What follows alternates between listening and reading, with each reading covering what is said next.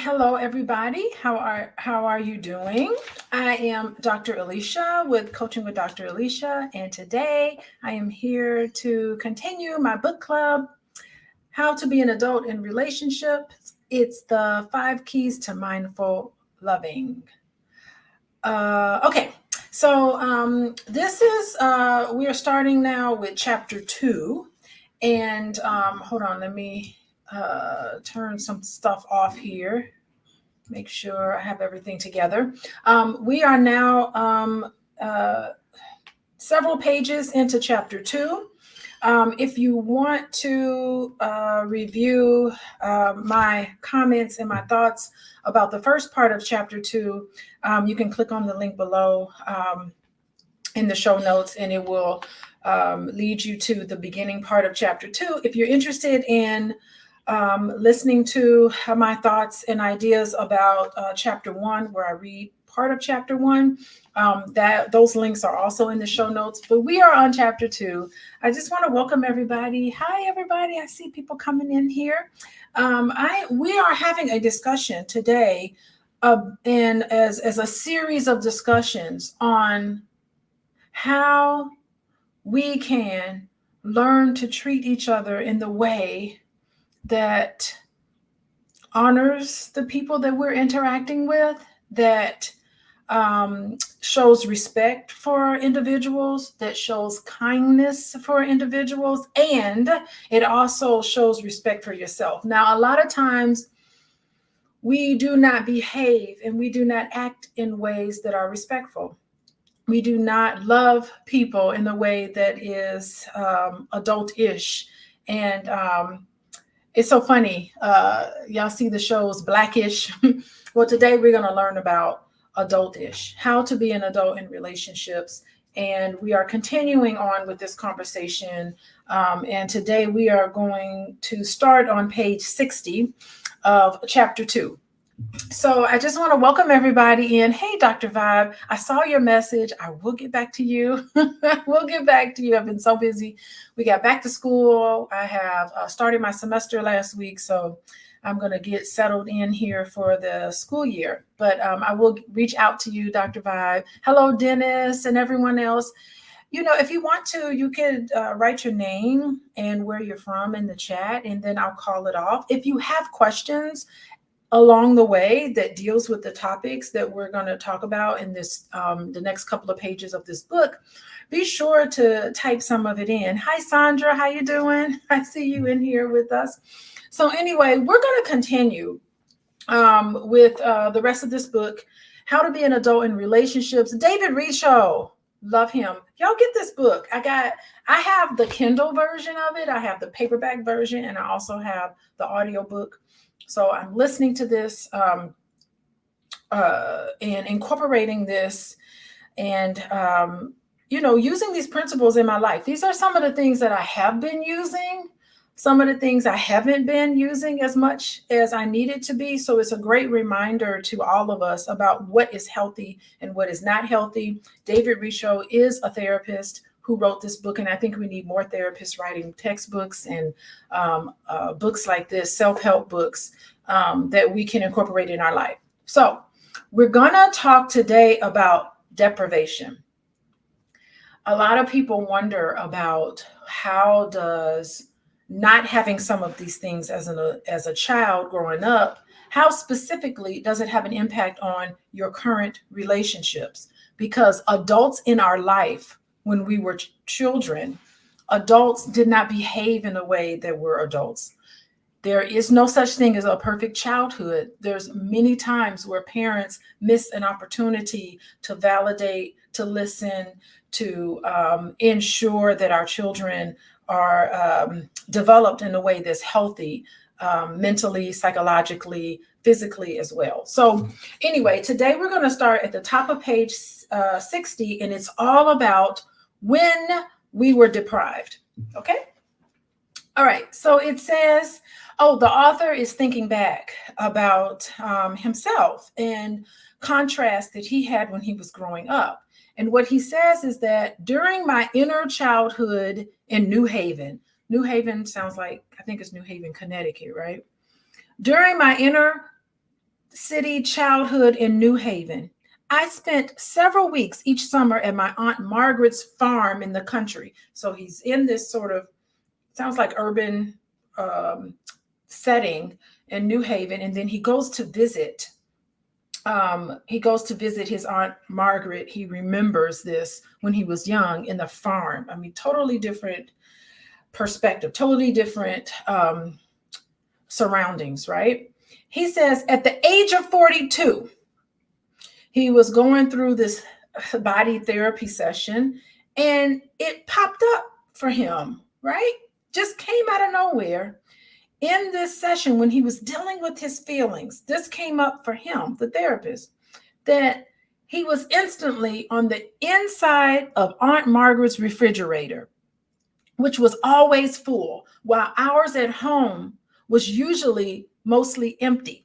So he's remembering this. He hadn't really consciously thought about the contrast between his inner city life versus going out to the farm to visit his aunt, but it's now coming up for him. He's thinking, oh my goodness, I remember there being an abundance when I was out on this farm. And just think about the setting of a farm. Everything is kind of free. It's kind of open. Farm life is a very rural area. I don't know if any of you all spend some time on farms, but it's you definitely get in touch with nature, and it's very peaceful on a farm. It can be. So he's talking about this. Oh, I remember the inner city, and I just know, like inner city, there's a lot of traffic. It's not very green. Things are a little more not as free flowing in the city. So he's remembering this contrast. And he said, I realized in that moment I had been hungry in childhood. My mental memory had no available record of this. He wasn't conscious of this contrast, right? But my body remembered it. Abundance at the farm and scarcity at home. In childhood, we may have denied ourselves that our needs were not being fulfilled. And this kind of denial can persist all of our lives. Is food my metaphor for emotional nourishment, which also was scarce at home? Is this why I always kept many extra cans of food in the pantry today? Now, this is a man whose 20th anniversary edition of this book, he's made a killing off of this book. But in his mind, he's still that little child who did not have enough to eat in his refrigerator. So now, although he's made probably millions of dollars off of this book, he still keeps extra food with him. He's carrying forward with him unconsciously behaviors that would have helped him when he was younger. But really, does he need to do that now? I mean, in this modern world, do we really need to pack up food in our kitchens? We don't need to do that now, right? So he's carrying forward things that would have been protective when he was younger into a current situation where he doesn't really need it. He makes a lot of money. He's a therapist. He has sold many of these books, 20th anniversary of this book, right? But he still keeps, he's wondering to himself, extra cans of food in the pantry today. It's interesting. I was talking to my mom, and she has this thing for shoes.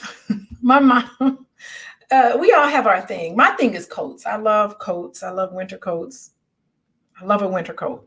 But my mom has this thing for shoes. And she has a ton of shoes.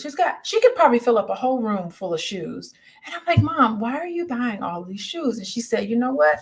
I didn't know why I had always loved shoes, but she spoke about when she was little, after her father passed away, they didn't have a lot of money. She was in high school, and that she remembered walking to school in the winter time in Gary, Indiana, and there would be a hole in her shoe. They didn't have enough money to purchase brand new shoes at the beginning of the school year, and she had holes in her shoes, and sometimes it would rain or it would snow, and she had to walk around with a hole in her shoe, and she would put cardboard in her shoe. And if it was the weather was inclement, her feet would be wet. And she said, I think about that and I look at all the shoes I have. And she knows. She's then started realizing I'm not going to buy any more shoes because she understands that it was embarrassing. She had certain feelings about not having proper shoes when she was growing up. Therefore, currently now, she's got a ton of shoes. I mean, I think some of us do that. Like we just do these things, right? We carry these things forward. So this is what he's talking about in his case about food. We may now deny we were deprived in childhood, but our bodies can't be fooled. We know viscerally and instinctively when what we needed was being withheld. In an adult relationship, we may go on denying how deprived we feel and never address, process, or resolve the deprivation. It wouldn't be surprising, considering just how difficult such tasks are. I may have decided in the midst of this deprivation in my past that I just wouldn't need what wasn't there. When we have been trained to endure deprivation early on, we see no problem in enduring it later on in adult relationships. When we were likewise trained to suppress our needs, that's the foundation of physical health problems.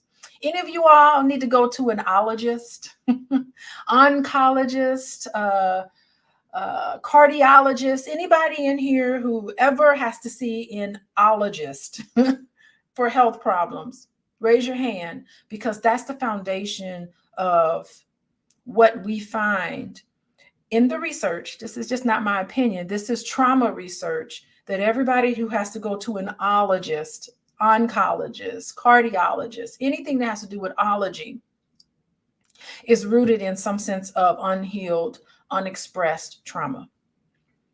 That's a fact. Okay, so what they're saying is that when we were likewise trained to suppress our needs, to silence our ouch of pain, we may still be doing that with our partner, silencing yourself. It comes as no surprise that we find ourselves depressed sometimes, and we don't know why. Our depression is the result of a suppression of grief that is still going on.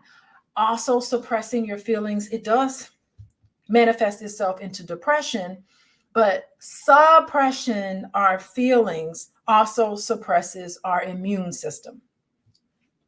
That's another fact that's come out of the trauma research. We suppress our immune system. And I like this beginning paragraph because it's really saying that emotional deprivation and not being able to have your emotional needs met in childhood can fast forward lead into adult depression, but you're not conscious of it. You haven't connected the dots about what happened to you when you were a child and what is going on with you now, but the body knows. And it's interesting. I don't know if you all know about this. Last semester, I posted some of them on YouTube. Maybe I'll put the link in the show notes. But I posted a series of videos on childhood development because I taught a class in human development. And one thing that we know about, there's 4 different types of attachment. One type of attachment is the secure attachment that happens between a caregiver and an infant or a toddler. And the secure attachment is when the caregiver, within reason, meets all of the needs of the child. So if the baby's crying, are you the kind of person that adheres to the baby when they cry, or do you let them cry and not adhere to what they're crying about? If they're hungry, if they're sleepy, were you the kind of person, or was this done for you? Did somebody stop everything that they were doing so that they can attend to your needs? So that's the first type. It's called a secure attachment. And we know that people who had a secure attachment, they don't necessarily grow up with this depression, these issues of depression. The second type of attachment is an anxious or preoccupied attachment. And that's when you had a caregiver that was inconsistent in their parenting. Sometimes they met your needs. Sometimes they were unavailable to meet your needs for whatever reason. You did not have a caregiver who gave you consistent quality of care when it came to meeting your needs. So when you're older, even children will have an anxious attachment. They'll be really nervous children. The third type of attachment is disorganized attachment. And though that happens when a child is basically abused by their caretaker, it's almost like when their parent leaves the room and the child cries, right? But when the parent comes back in the room of a toddler, the toddler will see the parent and start crying, crying out of fear, right? Not out of, I'm crying because I missed you, but more crying out of fear. Now, the fourth type of attachment is avoidant attachment. And that happens when a caregiver does not meet the needs of the child, but also doesn't spend time, avoids the child, right? Kind of ignores the child's needs. It's not abusive. It's not inconsistent. It is just, they're just not there for the child emotionally. And this is called avoidant attachment. Now, avoidant attachment in infants is typically characterized by a lack of overt distress when the parent is separated. When the parent is separated from the child, right? So the parent is separated from the child, and the child acts as if they're immune to the separation. So when people watch the parent-child dyad of avoidant attachment dyads, when the parent leaves, the child and the toddler has no reaction. When the parent comes back, they're immune to the separation and to the return of the parent, right? However, what research has found was that these babies and toddlers may on the outside be very calm, emotional, and not express any emotions on the outside. But what they found was that in these toddlers, that it was a visceral effect that the toddler experienced. So they'll have a calm exterior, but a profound visceral reaction upon return of the child giver back into the room. So what that phenomenon is called, it's linked to their coping mechanisms, okay? Because what they were taught was that they suppressed their emotional responses so that they can avoid the pain of being rejected and not having a caregiver that was responsive to their needs. So what they concluded, the researchers concluded, that the calm exterior, almost not even interested if their parent comes or goes, they seem to be just aloof. Deep down inside, when they hooked up their what was happening in their body, a visceral effect, that they were actually experiencing the pain of not having their needs met, but they just didn't show it. So that's almost like a suppression of their needs that starts right there in toddlerhood. And what's interesting is that when these children who had avoidant attachment, when they were younger, when they grew up into be an adult, that the pattern established during intimacy in infancy manifested itself in emotional difficulties earlier on, depression and anxiety. So adults with avoidant attachment style, they struggle with intimacy, they struggle with being vulnerable, and they are afraid of expressing their emotions because they feel like it's going to lead to abandonment. Think about it. When you're a child, a child or a toddler, you're helpless. You need an adult to be able to respond to your needs. You can't do it on your own. You're helpless. And if you didn't have anybody to respond to your needs, you just feel like it's not important. You suppress them. You don't even show. What's the point of crying? Ain't nobody going to come and help me. So eventually these babies don't cry very much, right? So what happens when you're older and you're in a relationship and you have this sort of cutoff of your needs, you withdraw from relationships. And I'm going to tell you, I was watching, I don't know if y'all know, I was watching, what's his name? Cam Newton. Y'all see the video about Cam Newton? How he was with this lady. Her name is, I'm trying to think of her name.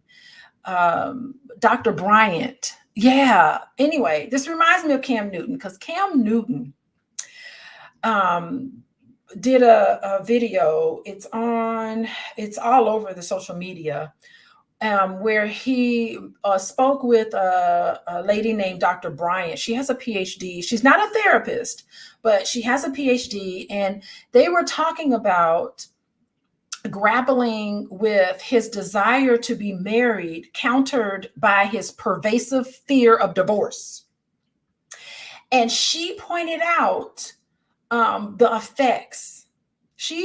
Dr. Bryant in her video pointed out, and maybe I'll link the video to the show so you guys can take a look at it. But Dr. Bryant brilliantly pointed out the effects of Cam Newton's behavior and how it was a problematic pattern and the effect that it had on his children and all of that. She did a beautiful job of articulating that, but she's not a therapist.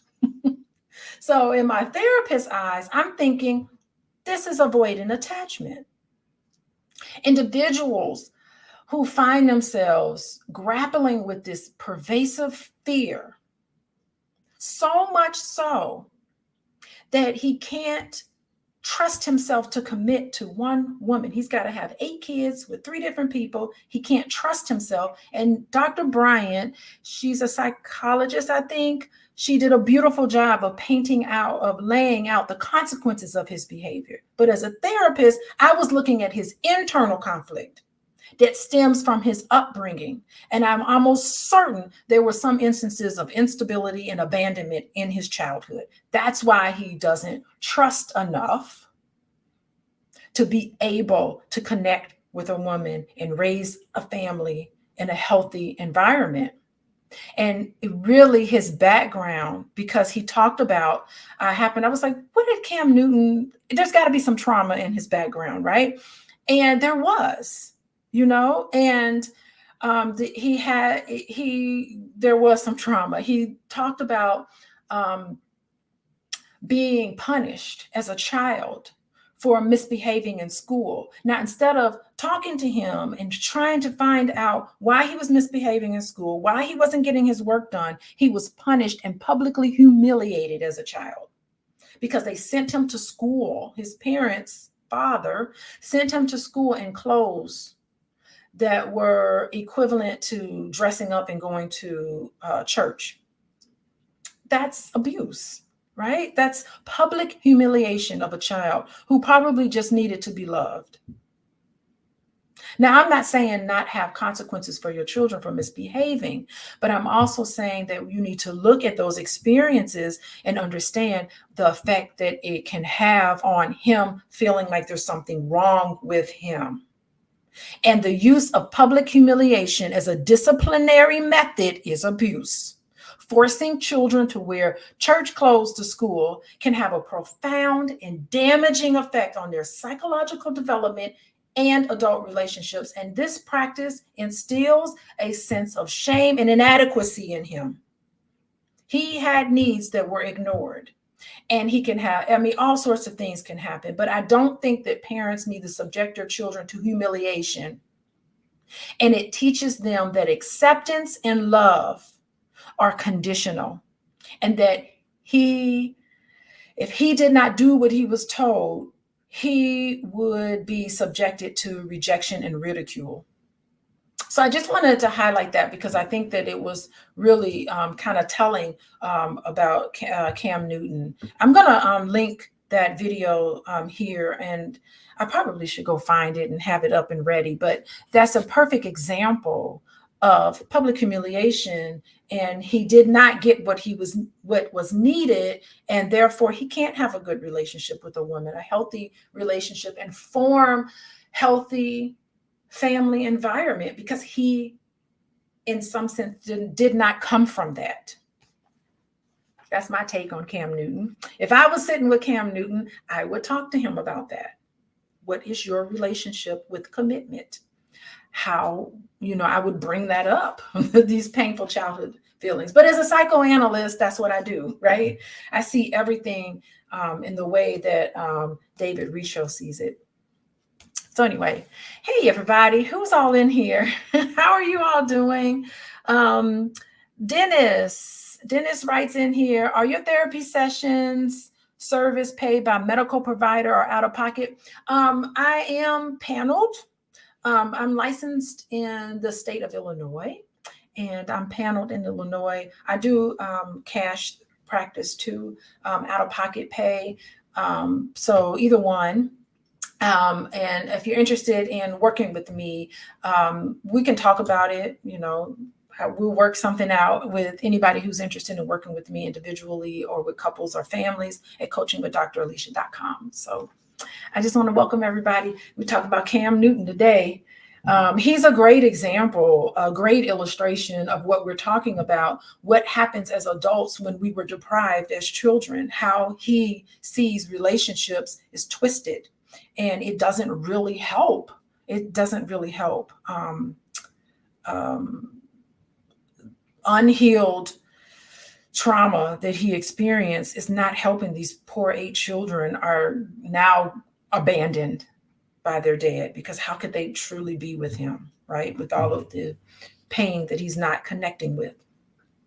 We move on. Beneath denied deprivation, though, is a silent scream. Silent scream. A stifled cry. Our rational mind minimizes the impact of what happened to us physically, emotionally, or sexually. But every cell in our body knows and feels the true impact. Our body is the only part of us that cannot lie or be lied to. Our body.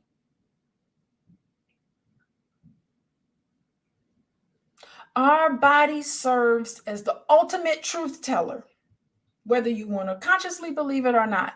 You know when somebody's lying to you. Your body tells you. Say, people walk around, I got this gut feeling something ain't right. And what happens when you don't listen to that gut, right? Reflecting on our internal emotional states sometimes goes often unnoticed. But there's a connection between physical sensations and emotional experiences that manifest itself as tension, pain, fatigue, and that signals to you that there's some deeper needs that needs some attention. When we're stressed, sometimes we feel a tightness in our shoulders, a knot in our stomach.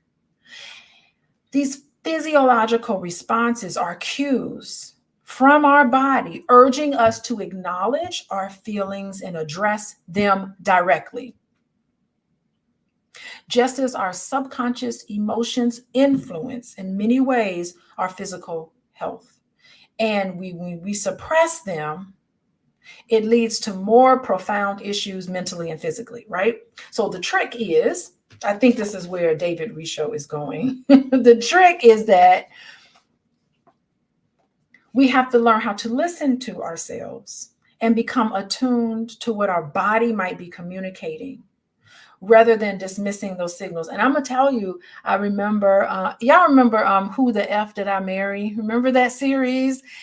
When she was talking about that, she kept saying, I kept ignoring how I was feeling. I was really sad and things were coming up for me and all these physical gut feelings that she just dismissed.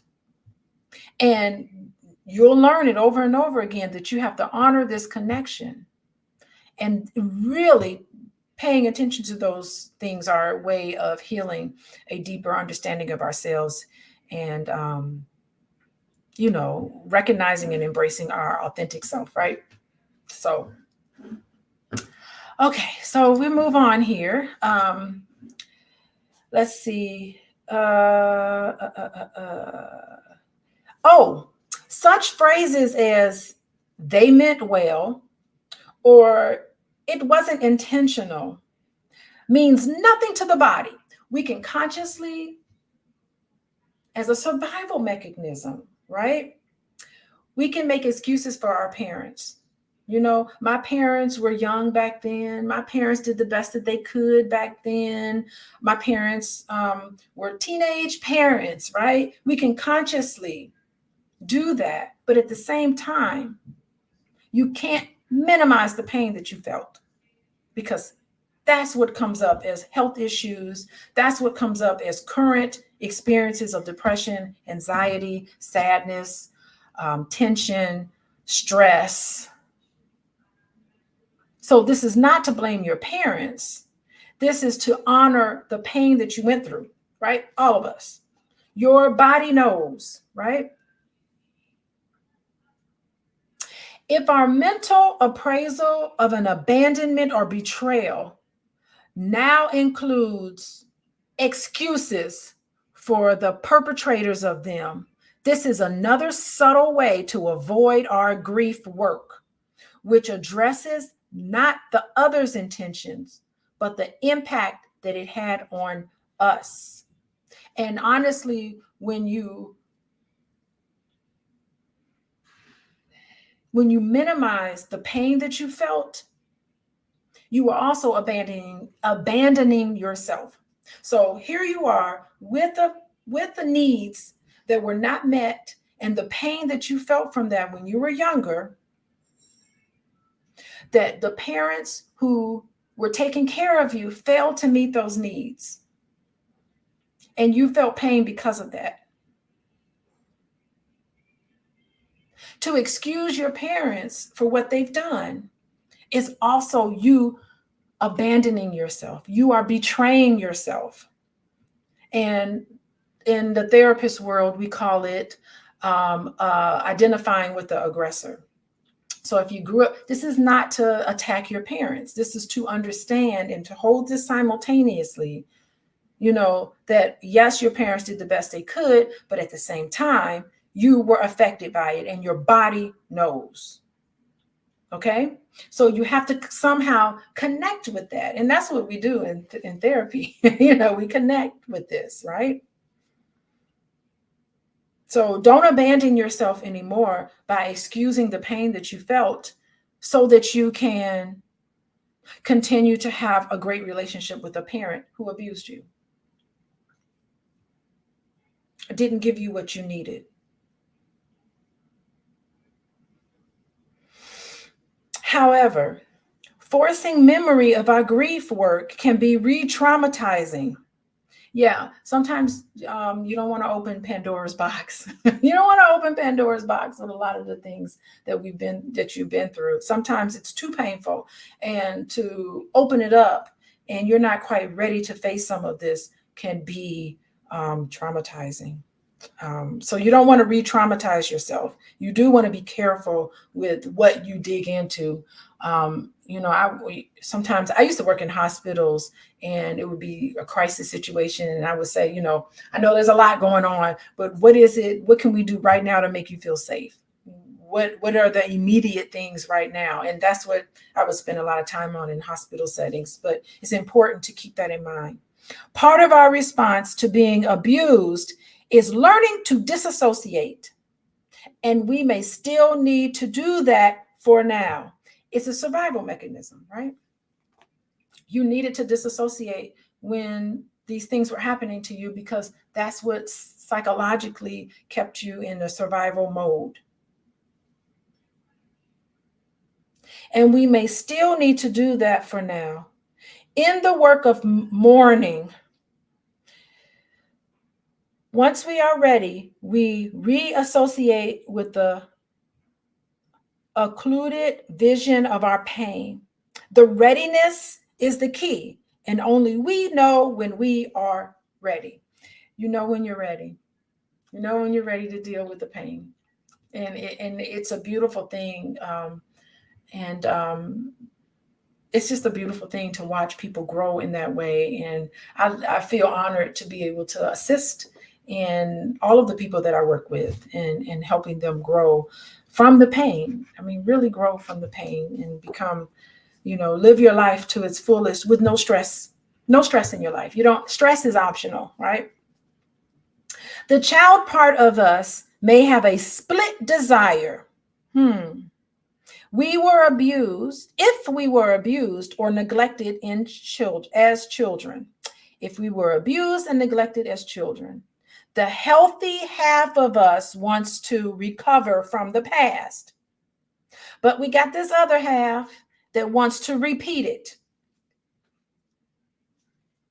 Why do women stay in physically abusive situations? They're repeating something, right? To reenact the past compulsively and thereby continually broadcasting the unaddressed needs. Sometimes we get into toxic situations with people because we are working out our own issues through an abusive partner, believe it or not. You're not conscious that this is happening. It's an unconscious attempt to work this out and to make it right. And the bad part about it is that it just doesn't work that way necessarily. It doesn't necessarily work that way because an abusive situation is abusive unless you and your partner recognize that it's abusive and you actively work on taking all of the steps that needed to become healthy again. It's possible. I don't believe that we should call somebody narcissistic and put them in a box somewhere and tell them never interact with the world. I think individuals who have toxic and narcissistic behaviors, they have a lot of hurt and pain that they experienced. Okay. So I do see them as hurt children sometimes, and they act like children. I mean, if you've ever been around people who are toxic, they act childish. They do not act like an adult. So this is a great book for people who experience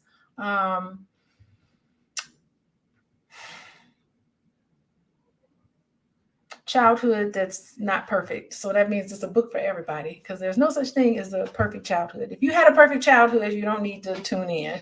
I'm reading this book because, because my childhood wasn't perfect. Doesn't exist, right? So Ronald Robbins, yes, Ronald. Verbal abuse is treacherous. Let's make that bigger. Why are the banners so tiny? Lord, I don't know how to do. I don't know. It's really tiny. Maybe I have to figure out how to make it bigger. Oh, well. Anyway. Yeah, I mean, I think that's great. Verbal abuse is treacherous. It really is. And men and women do that with each other. So thank you, Ronald, for that. Yeah, I mean, trauma does. I like this comment here. Who is saying that? Cherie, welcome, Cherie. Oh, you look like you're on the beach. But trauma offers us an opportunity to heal. It really does. I think I don't want to say that trauma is a great thing. It's a good thing that happens to you, but if you heal it and you come to terms with what's happened to you, there's some beautiful things that can happen on the other side of it. Absolutely. Absolutely. Okay, moving on. And before we move on, I'm Alicia, Dr. Alicia with Coaching with Dr. Alicia. We are reading the book, How to Be an Adult in Relationships. It's the 5 keys to mindful loving. What are the 5 keys, Dr. Vibe? Are you with us? It is attention, appreciation, acceptance, affection, and allowance. Verbal abuse is treacherous. Yeah, verbal abuse is calling somebody names, putting them down, telling them there's something wrong with them. That's verbal abuse. Just saying some really awful things about another person in the midst of an argument. I think that's really awful. Okay, verbal abuse is not constructive criticism, right? So there's a difference between the two. There's a way in which you say things, way in which, I mean, all of us in relationships, we have grievances, right? Ronald is saying it again. We all have grievances that we have toward another person in relationships. And I think that there's a healthy way to air your grievances, especially men. Men don't seem to air their grievances like they should. I've noticed that pattern. And when women do it, men just say, she's nagging me. Well, what is she saying, really? Maybe she's she loves you and she wants you to know how to love her back. Maybe there's some things that you're doing that hurts her feelings, and she's got to be in a place where she can say that to you. I also see that the other way around too, where women need to be open and understand if their husband has a grief or a grievance with them, you need to be open to listening to that. So thank you, Ronald. I'm glad you said it again. Respectful dialogue. Yes. Yes, Ronald, I love it. Okay. So let's continue on. We are on page 61. We're talking about how you reproduce it, you broadcast it, right? There's a healing part in you, right? I say this to all my clients. There is a healthy part. So Ronald and Tyson and all of you all, we all have a healthy part in us. And then there's also this healthy part, which I call it other things, but we ourselves in our pure form are healthy. The toxic part that we do, that some of us do, that's outside of us, that we are inherently healthy individuals who's capable of being an adult in relationships. That's my view of the world. When a crisis or accident befalls us, we feel compelled to tell people about it, not once, but many times. Such repetition is a way of absorbing the shock, yet only grieving the past truly frees us from it. I like that. Only grieving the past truly frees us from it. So you can't cover it up. You have to understand it and take it on and face the pain that you felt when you were younger, that you did not connect with, that you learned to bury and suppress. The only way you can get in contact with your healthy self is to grieve the pain. That's it. That's only how you can free yourself from it. That is really fascinating. We spend so much time suppressing how we feel and blocking it out and not really connecting with how we really feel. We compensate for it. We deny it. We blame other people. We project it onto others. We do all sorts of things. Intellectualize. I like to intellectualize things. But it's only when we face the pain that we've experienced when we were younger, that's only how we can free ourselves from that trauma. Who made that statement? Cherie. Cherie made it. Trauma offers us an opportunity to heal. Yes, it offers us an opportunity to face the pain so that we can be our healthy self. There we go. I'm going to rewrite that a little bit, Cherie. You're spot on.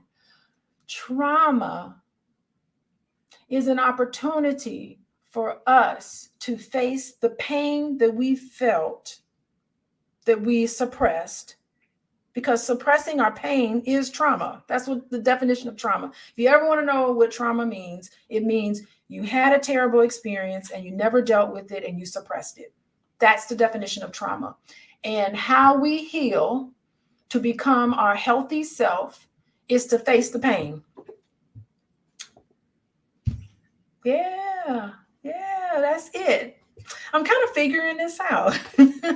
Cherie is saying, would you consider compartmentalizing our emotions as the same as suppressing them? Yes. Compartmentalizing, that is unhealthy too. That is unhealthy. Very unhealthy. The best way to do it, the only way to do it, is to push through it.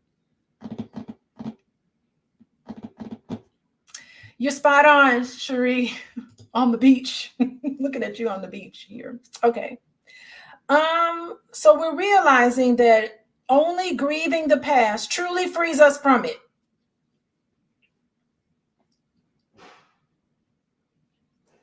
The work is complicated. It is complicated because both halves may be at work until one gains ascendancy. Yes.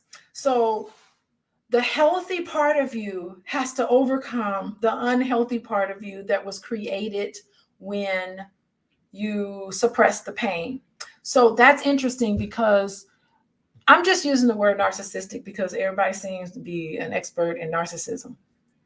Narcissism, toxic tendencies, comes out of childhood pain that's been unaddressed.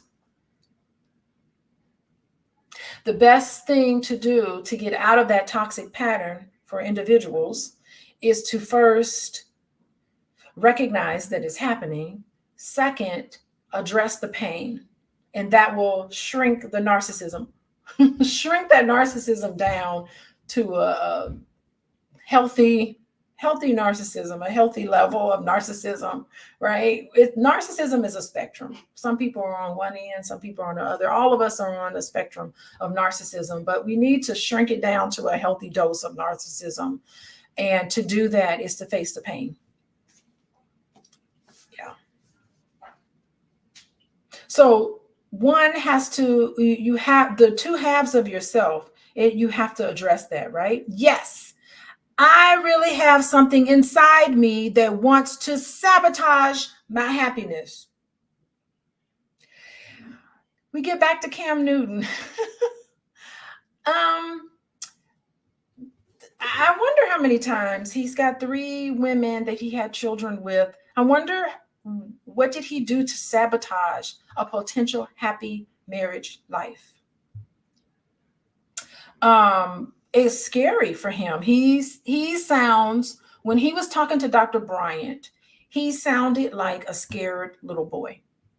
And that's what happens when we sabotage our happiness, right? Individuals unknowingly tend to engage in self-sabotaging behaviors, and it absolutely hinders their happiness and it strains the relationship with loved ones. And it really stems from a deep-seated belief and pattern that's formed in childhood, where experiences of rejection and unworthiness can lead to internal narrative that you don't deserve love. So I don't deserve love. My parents didn't give me the attention, the awareness, the affection, the love that I needed. Therefore, there's something wrong with me. I'm unworthy of this love, of happiness. And as a result, what do people do as a result? What do people do when they sabotage? What do people do? I want y'all to know. What do people do when they sabotage relationships, healthy relationships? What's the one big thing that they do? Because these individuals, what do? They create scenarios that reinforces their fears. What's the big thing that they do? Does anybody know? Tara Redman, hey B1 family, that's up. That's what's up. What do people do when they sabotage? Out of fear. Probably Cam Newton did this. If I was interviewing Cam Newton, if I was on his couch, I love to be on his couch, I'd be asking him, what they do. They pick fights. People do that. They get uncomfortable with the level of joy and happiness that they feel in a woman. We'll just use Cam Newton as an example. I'm almost certain he loved those women, or the last woman he had those kids with. I'm certain on some level he wanted a nice, close relationship with this woman, and he loved her. And it felt uncomfortable. And one thing that they do is they'll pick a fight with you, or they'll withdraw emotionally. That sabotages relationships too, withdrawing emotionally. And what happens is that they perpetuate a cycle of conflict and isolation. Conflict and isolation. And it's this fear of being vulnerable that really plays a significant role in this sort of dynamic. And individuals, they hesitate to open up fully because they think that if they open up, that it will lead to abandonment and disappointment.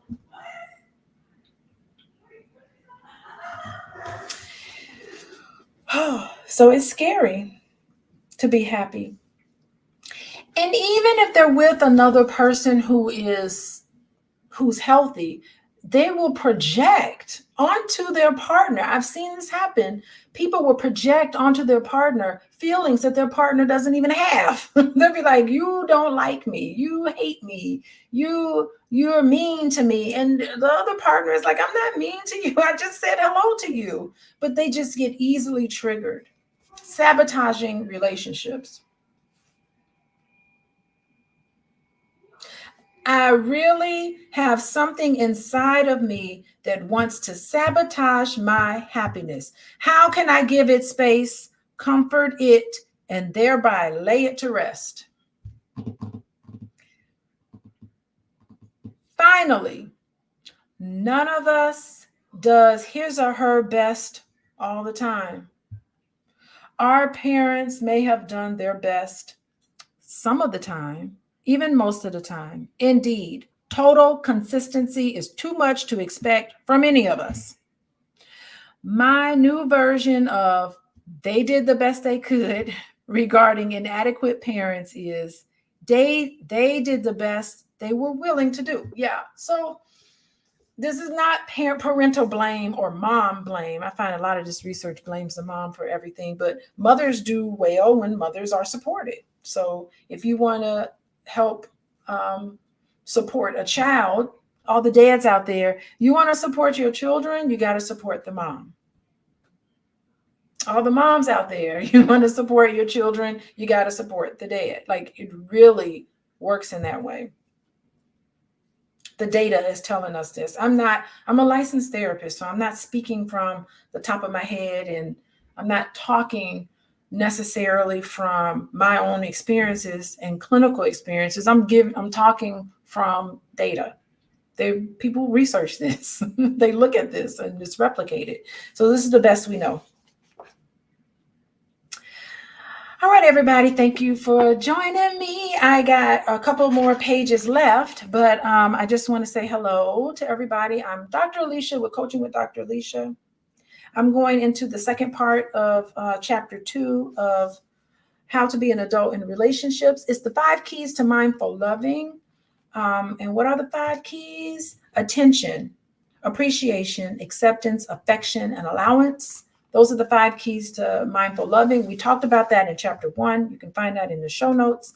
Today we are on page 61 of chapter 2, and we're going to finish this next section here about what hurts us comforts us. What hurts us comforts us. What hurts us comforts us. I think I know where they're going. If our primal needs were left unmet, we might tolerate abuse in adult relationships. That's where I thought they were going. Your parents model for you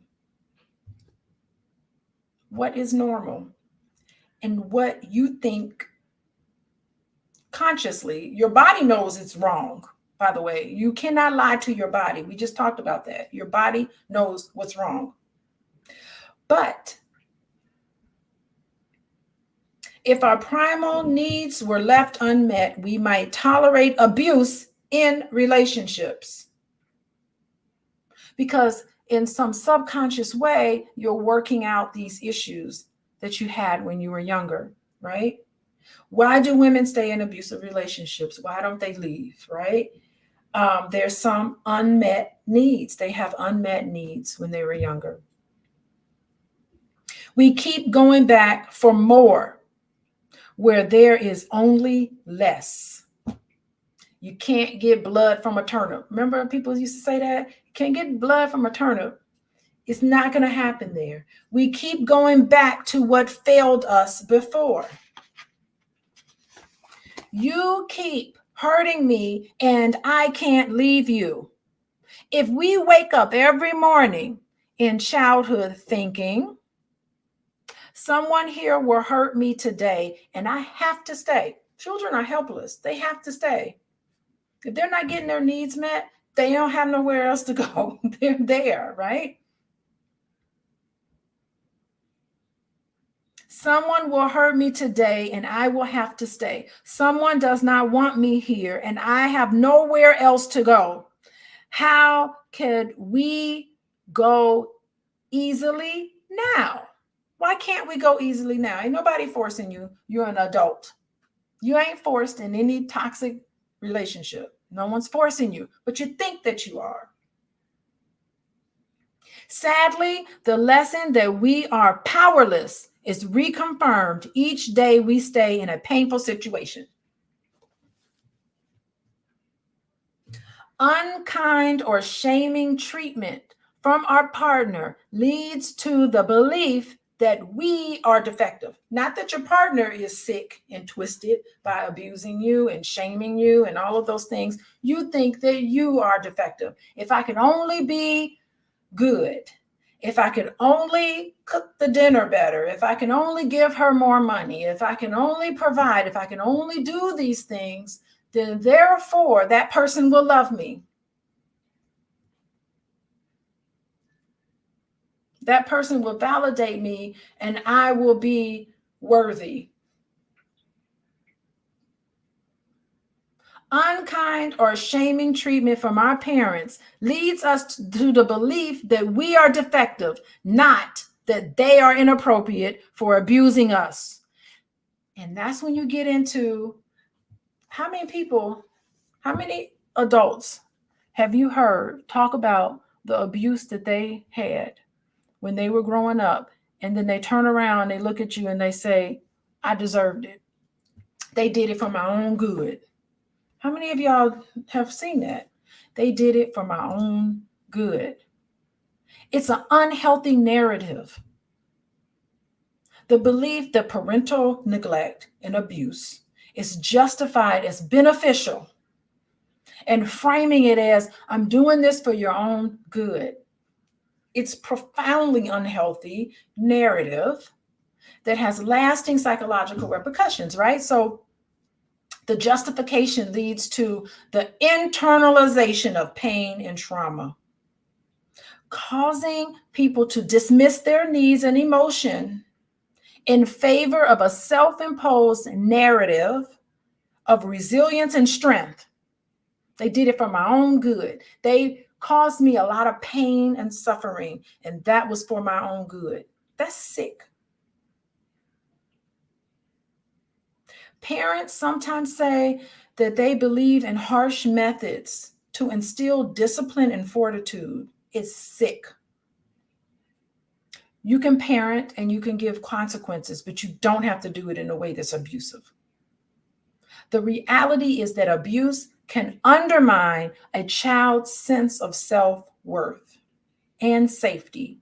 And it teaches us that love means acceptance of suffering and sacrifice. That's sick. It creates this ingrained belief, I've noticed in my practice, that they must endure pain in order to be deserving of affection. That's a trauma response. And this kind of mentality, they did it for my own good, it manifests into adulthood as a tendency to tolerate unhealthy relationships. Not only am I saying it, David Richo is saying it too, right?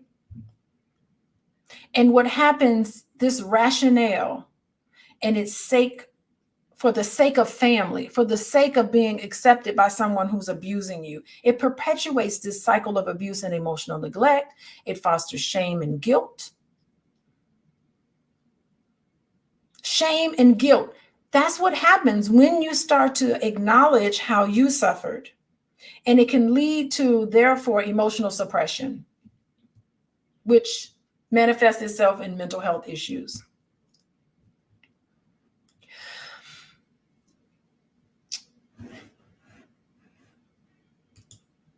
How y'all doing? This is deep stuff, I think. I didn't realize, by the way, I read this little section before we started today. I didn't know that we'd go this deep, but this is some deep stuff. Thank you, David. David is bringing it today. Okay. They did it for my own good is a collaboration in the abuse. Stockholm syndrome. Such conformity and surrender to unfair authority engenders a self-hatred that is expressed in violence, either overtly or covertly. Oh, that's aggression or depression, which is self-hatred. I think he talks about this, but it shows up as addictions, addictions and anger and aggression and all of that. The self-hatred. The origins of the retaliation are here. We can decrease our self-hatred. We decrease our self-hatred by tuning into it fully in a mindful way, without shame, fear, censure, and so forth, and meeting it with compassion, creating both toward ourselves and your parents. You got to have compassion from them too, because having compassion for the people who abuse you doesn't excuse it, but it's a necessary process in healing. Very interesting.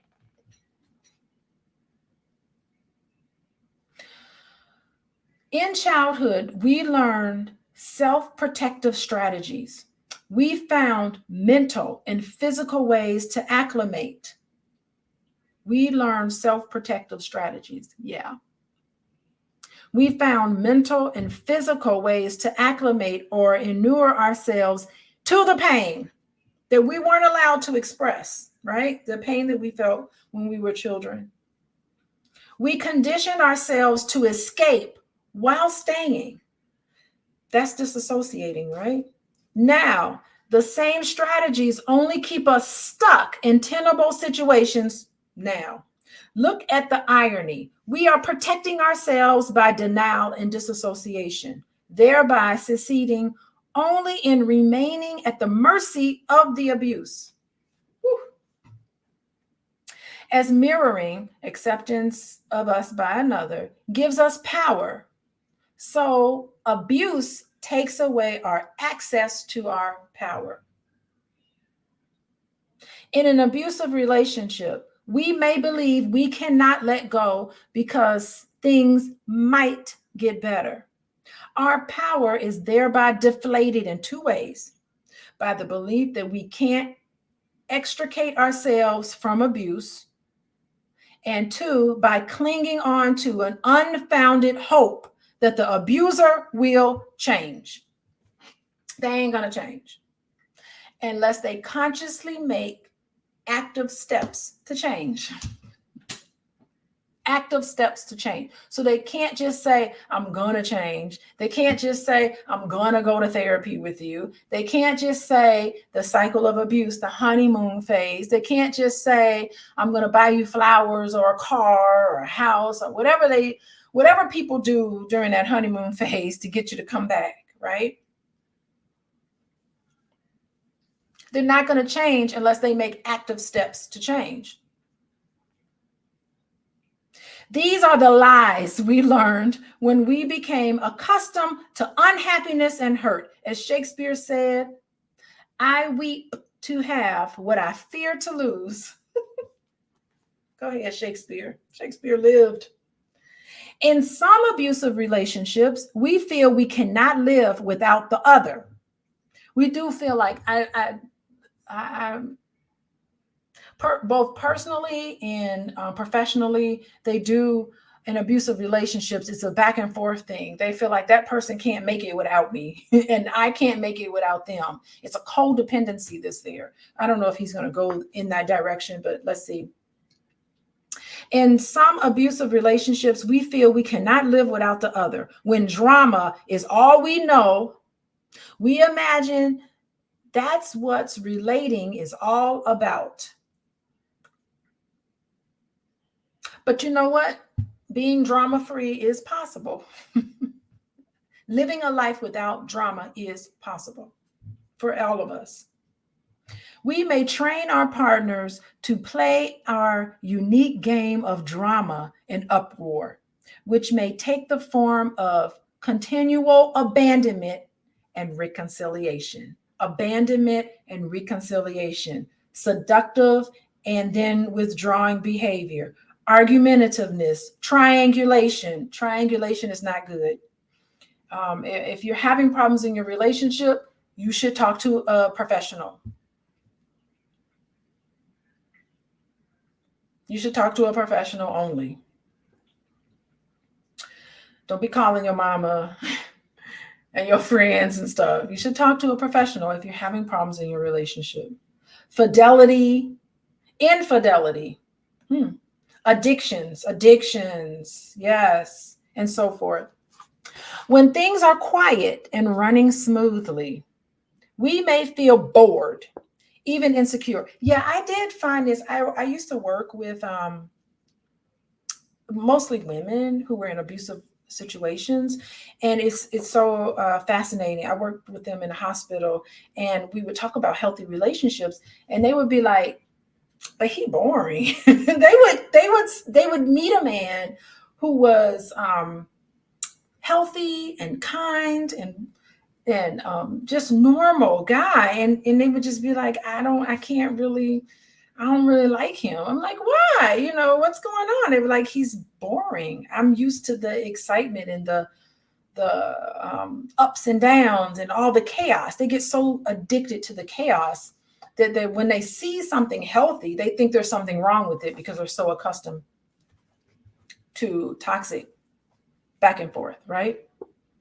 If our childhood home was stormy, we may see stress as normal. Okay? It is almost as if we are compelled to recreate the parched landscape of our desert past. Something in us wants to be done with it, but we only succeed in restoring it. Sometimes the abuse is so subtle that we fail to notice it. Sarcasm, ridicule, teasing, kidding, and continual criticism, for instance, starts to feel less like abuse and more like part of the background noise. Sometimes one partner does not meet the other needs, but since he does not do anything major to upset the apple cart, Adam and Eve go on in the relationship without thinking of the options, such as change or separation. He will never be as bad that you will leave him, but never good so that he will satisfy you. Ooh, let me say that again.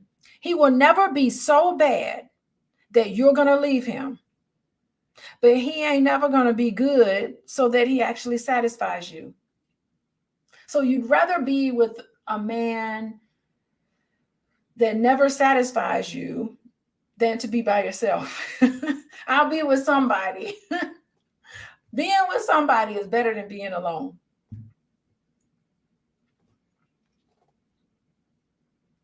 In either case, we may fool ourselves. You're fooling yourself if that's what you're thinking. That's the thing, right? You're fooling yourself. Lord. In either case, we may fool ourselves into hoping for change rather than actually working for it. Hope ain't gonna get you nowhere. Did we learn that with Barack Obama administration? Keep hope alive with the work of who's the guy, the Keep Hope Alive guy? You know who he is. Anyway, hope gets you nowhere. Hope is a psychological manipulation, giving you hope. It has to be accompanied with actual steps for change. And it's interesting because I do work with a lot of couples and a lot of individuals who are at the crossroad of a relationship. They don't know if they should go this way or that way. And I'm like, what has he done? Jesse Jackson, thank you. Keep hope alive. No, what you gonna do? Yeah, I'm hopeful that you're gonna do something to change. Thank you. So, Jesse Jackson, keep hope alive, right? It does not. What actionable steps are you going to take to make that change? And I have worked with couples who are at the crossroad where they've actually made the actionable steps and got better. I have worked with couples who were really toxic where I was just like, I don't know. I don't know if this is going to make it, you know, and it does because both of them have to be committed to not necessarily to each other, but committed to being healthy, right? Therefore, a commitment to each other. Okay, you got to make actionable steps. I think I put that part in there. Yes, they'd rather hope for change rather than actually come up with a policy for change. What's your policy for change? If hope doesn't include a plan for change, it is actually hopeless and avoidant of change. If hope doesn't include a plan for change, it is actually hopeless. What we do not change, we choose. This is the message we get from the partner of our distress. Stay with me. I ain't going to give you what you want, but I want you to stay with me. Or they may say, come back and be with me, and I still won't give you what you want. But as long as we're together, we cannot be fooled forever, right? One day we allow ourselves to know and then take action. Emily Dickinson, he is quoting Emily Dickinson. Okay, what's she say? In her poem, she wrote a poem about, listen, this ain't new. Emily Dickinson wrote a poem about this. This is what she said. 'Tis not the dying hurt us so. In saying that, she's comparing two kinds of birds in Massachusetts. Wow. She's comparing the pain that we feel where there's no change happening to birds in Massachusetts. This is the type of deep thinking I admire. Thank you, Emily. Those who stay during the winter and those who migrate to warmer climates. Then she says, we are the birds that stay. Wow. It is in a bird's nature to survive. And in order to survive, they have it's in them. Winter is coming. I'm in Boston, Massachusetts. I've been in Boston before. I'm in Boston, Massachusetts. Winter is coming. I must fly to warmer climate in order to survive. This is what Emily Dickinson is talking about. And she's saying, I'm going to freeze my balls off and stay in Massachusetts, knowing that winter is coming. And there's two types of birds, those who fly and those who stay. I'm the bird that's going to fly because I ain't trying to stay in no abusive situation, right? Woo! We are the birds that stay. Yes, Ronald, I'm flying, right? To be the birds that stay. For y'all who are birds that stay in the winter. New England is the coldest place in the world as far as I'm concerned. Okay. When wisdom tells us to go to Mexico, that's fascinating. To the birds that stay in wintry New England, when wisdom, your gut tells you, get the hell out and go to Mexico, is a cruel fate to impose upon ourselves. We can use it as a metaphor for our relationships in which we stay with somebody who does not nurture us. We need a loaf and beg for crumbs from someone who is afraid to give a loaf and hardly giving you crumbs. They ain't never going to give you what you're looking for. Wow. Wow. Hardly give you a crumb. We're recreating parental neglect in our current relationship where we stay in a situation that's not healthy for us. To live in Massachusetts winter after winter and then say, enough of this, and move to California takes some pluck and then yields the warmth we hope for. However, we may be conditioned to accept that our lives are not supposed to be comfortable.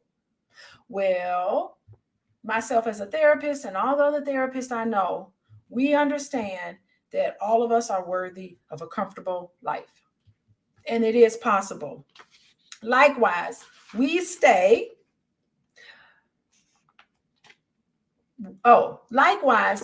may believe that relationships will never work for us. Cam Newton. That's Cam Newton. He can't stay. He cannot stay where it's warm in the arms of the mother of his children. He can't stay where it's warm. Honestly, he doesn't commit to himself to go to Mexico and be with the woman who mothered his children. Instead, Cam Newton is going to stay lonely in Massachusetts. Did he play for New England? I don't know. That would be interesting if he actually did play for New England. Did Cam Newton play for New England? I think he did. Somebody in the chat tell me if Cam Newton played for New England, because that would be a very interesting metaphor for him, because he is choosing, running from responsibilities. Yes. And running, what a lot of men do, they run from accountability. Because to be in a relationship, you have to learn to be accountable for your behavior. Yes, he did play for New England. Wow, what a hell of a metaphor, because it actually mimics Cam Newton.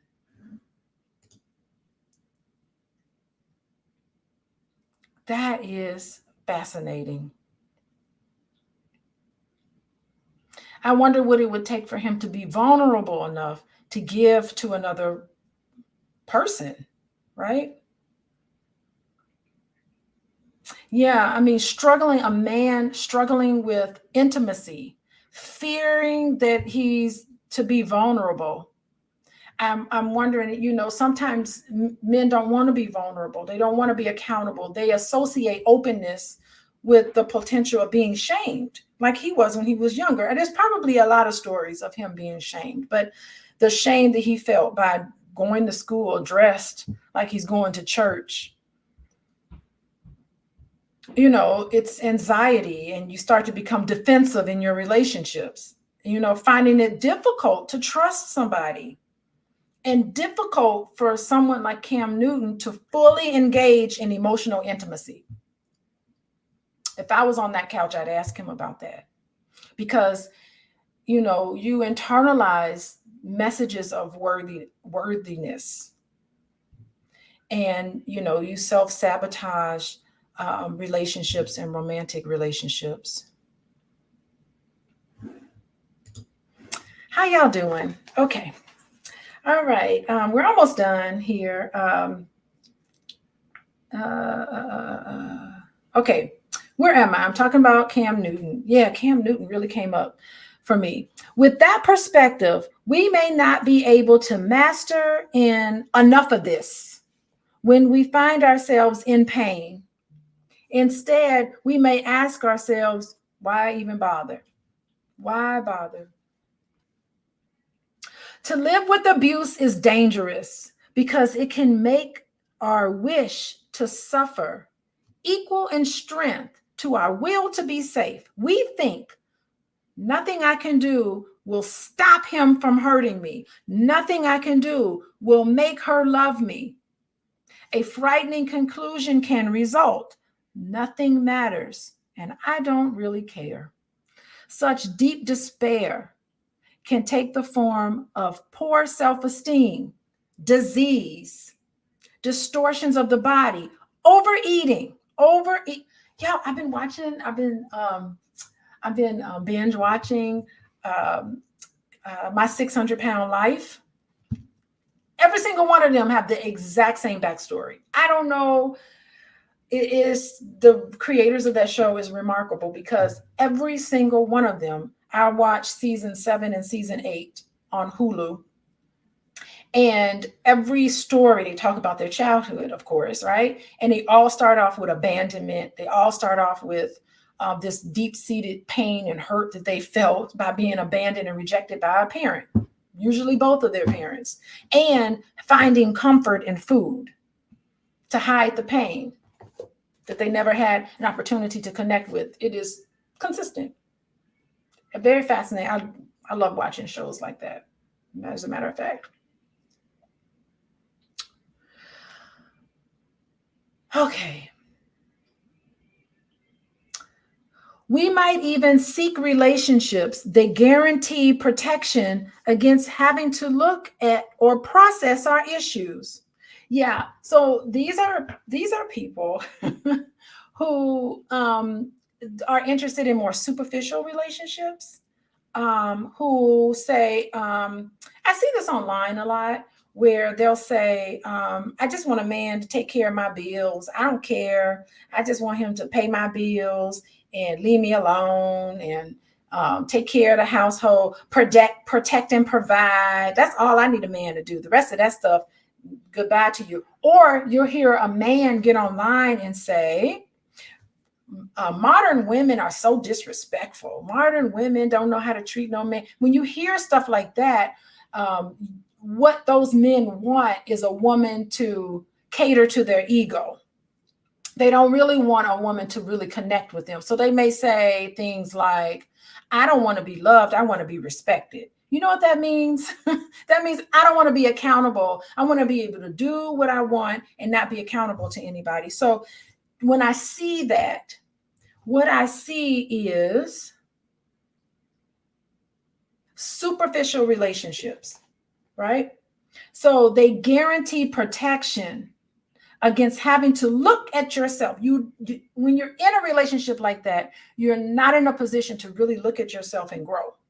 There's some people who just want superficial relationships. It can be transactional relationships. It could be, these individuals get into the type of relationship where they'll say, I'll just pay the lady for pleasing me, and it'll just be transactional, and that's it. Yes, he can pay me, pay my little bills, and do all that. When I hear that, that's what I hear. I hear a guarantee of a protection, not having to look at your issues. There's no growth in a superficial relationship. And if you're going to be with me, it got to be real. Okay. A partner may be appealing to us precisely because he implicitly promises that he will never have to confront, process, and resolve any issue very deeply. Just accept me for who and what I am. Yeah, you do that. But at the same time, if you commit to a real relationship, there's a lot of growth there. There's a lot of blind spots. There's areas for growth. And if you're not willing to grow, Cam Newton, then you're not ready to be in a relationship, and you probably aren't ready to effectively parent. Because nothing makes you grow more than being a parent. How is Cam Newton going to give the 5 A's of mindful loving to 8 kids in 3 different households? How's he going to be able to do that? Dr. Bryant was spot on. She's not a therapist, by the way, not to diminish her in any way. She's a beautiful lady and is very knowledgeable, but she's not a therapist, right? How is Cam Newton going to give the attention, the acceptance, the appreciation, affection, and allowance that all children need for healthy development? They're going to grow up missing that piece in them. Let's move on. Okay. Let's see, where am I? Okay. I never have to change an intimacy defeating style. We think He's a superficial and is scared to confront things as I am, and I am safe here. In such relationships, we forge a tacit bargain to be what Emily Dickinson poem calls shivers around farmers' doors, waiting a reluctant crumb, a reluctant little crumb, shivering by crowded doors. So there's not enough to go around, and we're begging from crumbs when we have the wings to fly to Mexico so that we can get everything we need, the whole loaf of bread. We're begging for crumbs in this cold, crowded place in New England when Mexico's right there. You are not helpless in your situation. Regarding nesting the code, I add a realization of my own. Last year was my 50th anniversary as a psychotherapist. This is what David Richo is saying. Oh, he got some experience under his belt, right? 50 years. I have a psychotherapist. I've been a psychotherapist for 20 years. He's been doing it for 50. Let's hear what he has to say. My 50 years as a psychotherapist, and I asked myself what problem I saw in most clients. The answer was staying too long in what didn't work. For that has been true to me as well. So he's recognizing himself in his clients. I stayed too long. That person was barely giving me crumbs. And I should have left a long time ago to fly to Mexico where I know it's nice and warm.